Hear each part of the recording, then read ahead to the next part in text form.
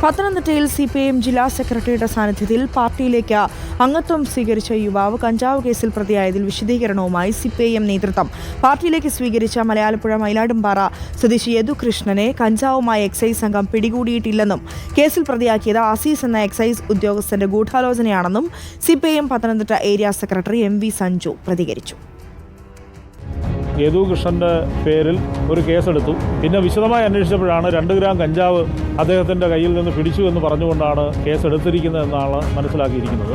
യദുകൃഷ്ണനുമായി സംസാരിച്ചപ്പോൾ അത്തരം ഒരു കഞ്ചാവ് ജീവിതത്തിൽ ഇന്ന് വരെ ഉപയോഗിച്ചിട്ടില്ല, എന്നെ മോശപ്പെടുത്തുന്നതിന് വേണ്ടി ഉണ്ടാക്കിയ ഗൂഢാലോചനയുടെ ഭാഗമാണ് ഈ കേസ് എന്നാണ് യദുകൃഷ്ണൻ പറഞ്ഞിരിക്കുന്നത്.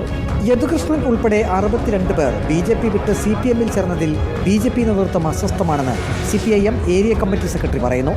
യദുകൃഷ്ണനെ കഞ്ചാവ് കേസിൽ കുടുക്കിയതാണ്. BJP വിട്ടുപോകുന്നവർക്ക് ഇതാണ് അനുഭവമെന്ന് വരുത്തി തീർക്കാനാണ് BJP നേതൃത്വത്തിന്റെ ശ്രമമെന്നും CPIM Pathanamthitta area committee secretary MV Sanju പറഞ്ഞു.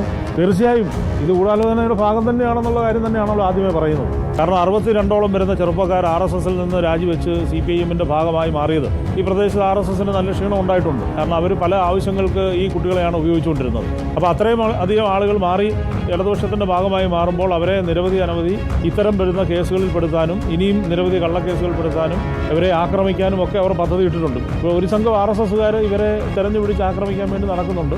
കഴിഞ്ഞ വെള്ളിയാഴ്ച കാപ്പ കേസ് പ്രതി ശരൺ ചന്ദ്രനെ CPM-ലേക്ക് സ്വീകരിച്ചത് വിവാദമായിരുന്നു. CPIM ജില്ലാ സെക്രട്ടറി KP ഉദയഭാനു, ആരോഗ്യവകുപ്പ് മന്ത്രി വീണ ജോർജ് എന്നിവരുടെ സാന്നിധ്യത്തിലായിരുന്നു ശരൺ ചന്ദ്രൻ യദുകൃഷ്ണൻ ഉൾപ്പെടെ 62 പേരെ CPM-ലേക്ക് സ്വീകരിച്ചത്.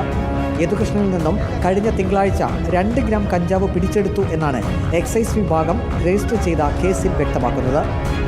റിപ്പോർട്ടർ പത്തനംതിട്ട.